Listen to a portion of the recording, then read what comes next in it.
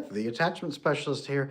I am finally home from, I don't know, 10, 12 days of traveling and filming. Filmed the podcast, finished filming the Secure Marriage course. I can't wait for you guys to get your hands on that. We're calling it How to Build a Secure Marriage, but we're also calling it the Secure Marriage Blueprint. It's an exact step-by-step process for how to build a fully secure marriage, even if neither one of you is really secure yet. Today in this live stream, I'm going to be showing you a piece of that video. I'm going to be showing you a piece of the course for you to start using it right now, because a lot of you are struggling in your relationships here today. Vivia, good to see you here. Welcome in. Glad you're here today. I'm filming a ton more YouTube content here today, a lot of it. I'm filming the dark side of anxious attachment style, how to build secure relationships, even if only one of you is ready to do the work, all kinds of stuff over here. But again, I'm getting ready to launch my marriage course. I want to give away a little bit of the secrets here today. If you are looking forward to the Secure Marriage course and you want to get the early bird special discount price, make sure you go to my website, adamlanesmith.com, sign up for my free attachment newsletter. You need that anyway because it builds you great secure relationships. Sign up for my free secure newsletter on my website and you are going to get the early bird discount. I want to make sure that you have access to that. Working but listening. Glad to hear it. Ramona, glad you're here. Love your videos. Thank you. I'm glad you love those videos. Hi from Denmark. Denmark is a good place. One of my dearest friends actually is from Denmark. Donna, glad you're here. I can't find toxic, anxious women videos. They're on there. I get a ton of comments about them, so I know they're on there. Today, you guys, if you're wanting to build a secure relationship, let me know how many of you are in a relationship with a partner who maybe isn't ready to start doing full formal work on attachment yet. Let me know. Drop a me in the chat. If you're in a relationship with a partner who's not ready to do a full formal process for fixing attachment, but you want to still fix the relationship and start making improvements, let me know in the chat. I would love to hear that. Okay? Today, I'm going to show you one step you can begin implementing in your relationship. This is something I call the CEO and COO model of marriage. Most people have not been raised in this. In fact, in the Western world over the last 100 years, marriage has been pretty much destroyed. We don't have roles. We don't understand what to do. We don't know how to work together anymore. No one knows that. Now, the world that has preserved those roles, though, is the world of business. In the world of business, they happen to have highly effective executive partnerships who work amazingly together in harmony to achieve fantastic outcomes and goals together where nobody's fighting, nobody's mad at each other. Okay? In the best companies, that's how it works. Did you know a recent Harvard study showed that 50% productivity increases are attained by companies that use a high trust management model? Not only across the company, but among executive partnerships.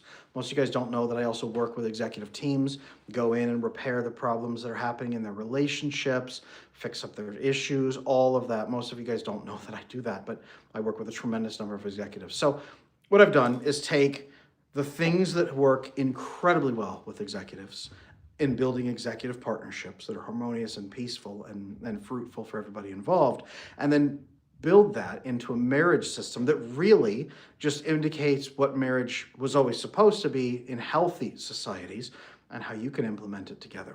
This is what I call the CEO, Chief Executive Officer, and COO, Chief Operations Officer model. When I teach this to my clients, my coaching group, coaching couples, things turn around. They go from screaming at each other every day to working effectively as a team.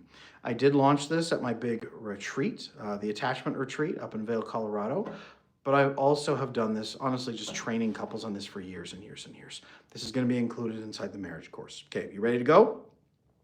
Okay. The man's job in the relationship, typically, about 90% of couples, 95% of couples fall into these roles, the majority of them.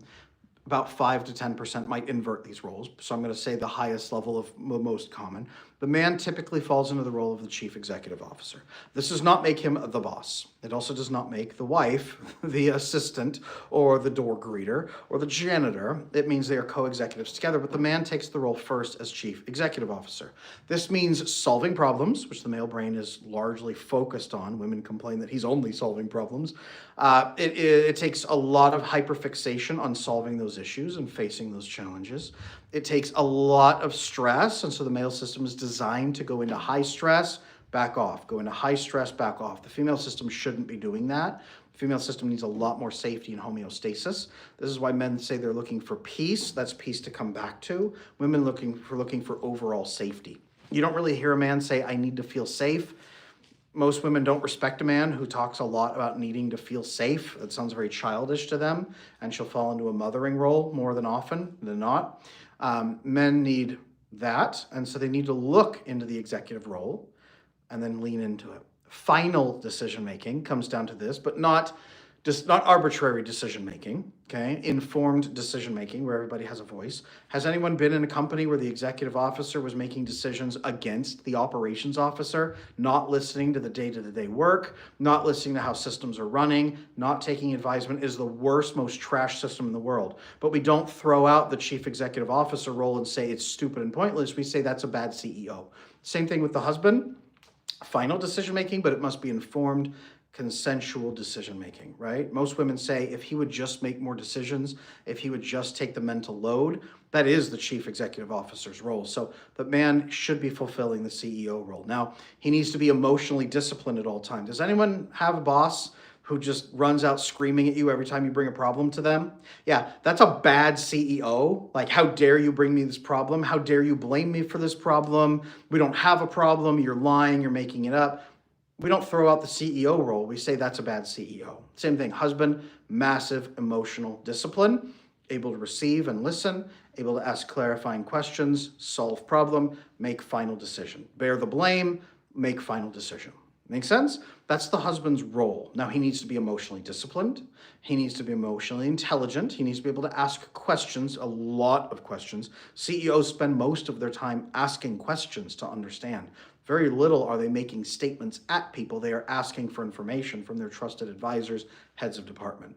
They don't swagger around like, I'm the boss and you're all scum. It's, I am here to make final decisions and I'm a servant to this company. I need all of you to be bringing me the right information. Okay? Emotionally disciplined, emotionally intelligent, asking good clarifying questions, ready to make smart consensual decisions. This is the CEO's job, and always focused on solutions and improvement and opportunities. That is their role. I've been married for 16 years. I have 5 beautiful children with 1 beautiful wife, okay? This is my job, is to be constantly emotionally disciplined, ready to receive feedback, ready to help make decisions, but asking clarifying questions, not dictating to my family or domineering, but to run as an executive, smart CEO who is also a servant to my family at the same time. That is my role. That is my job, okay? That is every husband's job. Now, wife. What is the wife doing during all of this? Well, she's not scrubbing toilets. She's not the janitor. She's not the secretary. The wife is also a co-executive who has a deep level responsibility in making decisions. Operations officer, what do? They maintain day-to-day life. They keep a sharp focus on the overall temperature of the company, how it's operating. They stay focused on operations and smooth movement. They are focused on constant harmonious movement, right? The system itself needs to be continuously functioning and staying about level. Have you ever noticed women are very attuned to any shifts in relationships? Chief operations officer, it's a design in the brain. Your brain is designed to not like and dislike and eventually get resentful against any intrusions of stress and pain into the system because you're looking for homeostasis. That's your design, okay? It's a good thing. It's not a bad thing. This is why cultures across the earth, male, female, or spheres are different. The masculine sphere is on the outside to manage threats and bring in resources. The female sphere is on the inside to be domestic and be the center of the home, right? The center of the family, the center of the village, center of the tribe, center of everything. They're not one better than the other, one subordinate to the other, one superior. That's not how this works. It's uniquely designed biochemical neurological roles that have played out in pretty much every society on the face of the planet since the dawn of humanity. And again, in the business world, this works incredibly well. Have you ever noticed that men tend to gravitate toward executive roles with maybe a tiny percent of women who fit into it, and women tend to gravitate into operations roles with maybe a small percentage of men who gravitate into it, and that largely they do those roles because it feels so right to them. This is an executive partnership in a marriage as well. So the woman's job is to detect problems, bring them to him in a measurable way that makes sense. Don't kick in the door screaming, saying we're all going to die because I don't feel loved, right? Like there's a challenge here. Here are the specific issues. Here's what it looks like. Here's how we can repair it. This is what I'm thinking, but it's your decision. What do you think we need to do here? Make the final decision, because I'm bringing you the data. You got to make the shot. You got to call that shot, right? His job is to ask clarifying, be emotionally disciplined, ask clarifying questions, pull in the information, run a solution by her, make sure it's not going to destroy the system, then say, okay, we're implementing this. We're going to follow up on this. Here's my part. Here's your part. We'll meet up again in a week. We'll have a conversation about how it's going. Again, chief executive, chief operations officer. We don't sit there and say, well, the chief operations officer is so much less important than the CEO. No, they are equally important in different roles. We don't say, well, the CEO gets to make all the decisions because they're better and smarter. No, it's literally their job description to be the person who takes all the blame and makes the final decision. That's why that's there. Same thing works in marriage. This is what marriage has always been designed to be, except for maybe the last 80 years of like Disney feelings and stuff here in the West. This is what marriage is supposed to be. Co-executives working together harmoniously in a decision-making process. Again, this is going to be included inside the Secure Marriage course of this, but how to implement this fully. It would take way more than a live stream to teach you guys how to implement this. I'm packing that into the course so that you as a couple can implement that structure inside your relationship. This is massively important, okay? Adam, I need your help with something. How do I contact you? Guys, if this is resonating and you need help now, send an email to support@adamlanesmith.com. Me and my whole team are standing by to help, okay? We've got, well, there's a lot of us now on the back end, between me, my coaches, success managers, everybody running on the back end. There are so many of us now. We are here to help. Support@adamlanesmith.com. You can also just go on my website, adamlanesmith.com, click on the resources tab and sign up for my free attachment newsletter. It's in there. If you do that, you will be the first to hear about special offers like the early bird special that is coming out next month on my course. When it drops, you get a very, very special price on that secure attached relationship course, okay? The Secure Marriage course. Coming next month, sign up for the newsletter. If you're on the newsletter, amazing. If you're not on it yet and you're watching this later, a lot of you watch replays, hi. Go down to the description, click the link in there for the newsletter, sign up. It's free. You get signed up and you'll get all those special offers right there, especially that special early bird price for the course. Guys, agree or disagree? Let me know. Let me know. Are you feeling like this is a smarter move than what you're doing currently in your relationship? How many ladies out there are tired of the mental load of having to make all the decisions, from what you do on date night to how you're spending your money? Right? Like how you're, as a family, like what you're investing in. Who's tired of making those decisions? It's not the operations officer's job to be making those decisions. Your job is to maintain the homeostasis of the network, to detect problems, to bring those problems to the person whose job it is to then make the decisions. Yeah, exactly. Like it's exhausting. The husband is supposed to be the CEO, but he's supposed to be a smart CEO. You don't go to your wife and say, well, what do you think we should do? That's failing, okay? Sarah, I see, from Saudi, my husband said it threatens his masculinity to include me in the decision-making for the family. I bet if he was a CEO, he wouldn't feel emasculated going to his operations officer and saying, hey, there's a decision I'm looking at, but before I do, I want to run it past you to see if it's going to break anything in our company. Here's what I'm thinking of doing. Here's why I think it's important. I'd like to get your feedback. Don't tell me what to do, right? But I'd like to get your feedback. What are your thoughts on this? Are there any problems I haven't seen here? Are there any systems that are out of alignment? Is there anything maybe that it's going to break if I do this and then next week I'm going to be cursing my stars for having done this? Let me know. Okay, you actually think it's good, but we have to tweak this piece so we don't mess this up over here. Thank you. I appreciate that feedback. That is a smart CEO. That's a smart husband. Instead of saying, I think it's time for me to buy that Ferrari. No, like, hey, wife, I am thinking about this. It has meant a lot to me to buy this dream car. I'm not sure if this is the time. I'm feeling like it is. But if I buy this, what will break? Is there something we can work toward? What's a smart pathway forward into this? The worst CEO is the one who walks into the business meeting like this and goes, all right, starting today, we're no longer making shoes. We're going to make spaghetti instead. And that's immediate, right now, or else, right? You've destroyed your company. The smart CEO walks in and goes, guys, I'm seeing a real opportunity in the spaghetti market, but it'd be a dramatic shift for us. I really think that shoes is played out. No one buys shoes anymore, but everyone's eating spaghetti.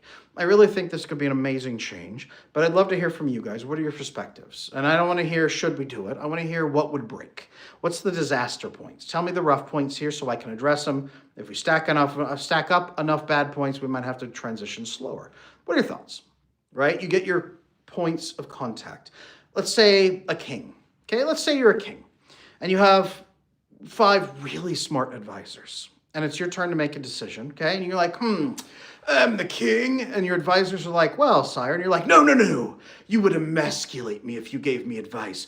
Guards, lock my advisors out of the room. I'm going to think silently inside of my mind palace while I make this decision. Yes, this is the best decision I've ever made. Okay, excellent. I will now dictate to my advisors what my decision has been made without allowing them any input on the decision process.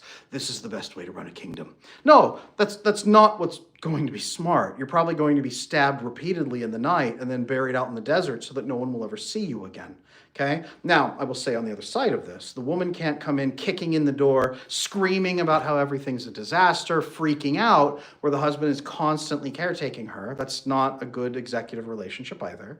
And she needs to bring information respectfully, where he feels respected, right? Husband, you are an amazing man, and I'm looking forward to trying to work with you to build a decision. I'm looking forward to hearing what your decision is at the end of this, but there is a problem that I need to address with you. There's a challenge here. I need your help fixing it. Our system is facing a threat. Can you please help me resolve this? I really need you at this point. Actually, his testosterone will go up. I need your help, man. I need you to protect our family. Yes, excellent. Tell me the problem, right? Like, that's bring it respectfully, and a good husband, even a moderate husband, is usually going to rise to the occasion. He actually gets a testosterone shot. Come in calmly, come in respectfully, and then bring measurable data. If you come in and say, everything's upset, everyone's mad, everything's terrible. What do you mean? What's the issue? I don't know, it's just everything. Well, what do you mean? Where's the problem? I don't know, just everything. I don't feel loved. Okay, well, what would help you feel loved? I don't know, just you should know by now. Right? No, clear, measurable data.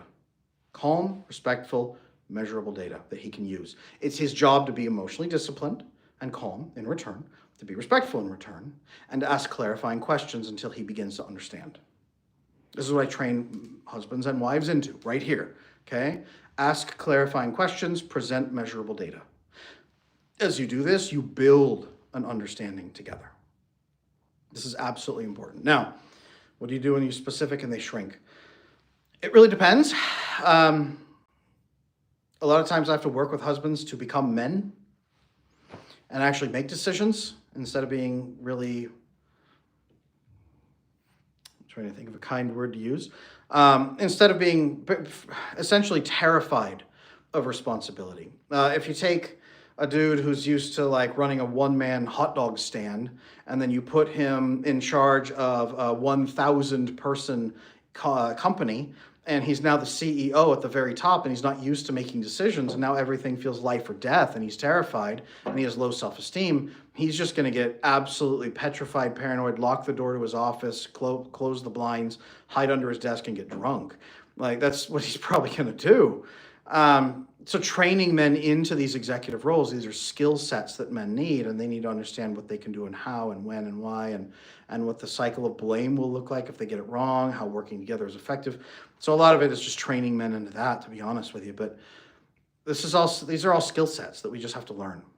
These are skill sets. Passive, yes, but frankly terrified. Like, they have imposter syndrome. I'm not a man at all, most men will say, because and on the inside, because they've never had initiation rites of passage, they've never grown into the fullness of their confidence, they don't have skill mastery in the areas where it matters most. All of those start falling through. So this is the method right here for building an amazingly secure marriage. No matter what, if you're both secure, if one of you anxious, one of you is avoidant, one of you is disorganized, whatever, this is the pattern for building a secure marriage. Now, when you build this, what's fantastic is you don't fix each other. You build a secure marriage, and then you can begin inside that marriage fixing yourself to become more secure, as you experience secure truth and bonding with your partner, you begin fixing yourselves together as a team through the power of the secure marriage. That's why I'm building and have built this secure marriage video course. That's why I'm releasing it next month. That's why I'm dropping it. Did you know August is the #1 month of divorces being filed? I want to catch you guys now at the beginning of summer before you get to August and say, that's it, I'm pulling the trigger. I want to catch you guys now in June when brides are getting married and looking so happy and everybody's thinking about summer and before disaster has fallen. I want to get you guys now with a secure marriage course. So again, it's coming next month. Secure attachment, relationships, and marriage. It's coming very quickly, you guys. I'm going to drop it first to my group, my newsletter. Make sure you sign up for a free newsletter. It's on adamlanesmith.com under resources, free attachment newsletter. Tons of free information and advice on there anyway, but the early bird special is going to be pumped out there. So sign up, adamlanesmith.com, attachment newsletter. Guys, I'm going to get going. I got to get back into filming. I have so many videos to film here today for you guys. I'm getting ready to put them up on the channel. So can your partner help with betrayal from avoidant partner? Absolutely. I was filming it. There are multiple portions in there about betrayal, including repairing from infidelity, the exact step-by-step process I've used for 15 years to help couples repair from infidelity. It works as long as both partners are willing to just do the work. There's a process. There's always a process. Okay? There is always a process. All right. I'm going to talk to you guys next time. I have tomorrow scheduled about the same time. We will meet up then and have a great conversation. Until then, practice secure attachment, work together in secure relationships, and stay connected with the right people. That will transform you. We'll talk soon.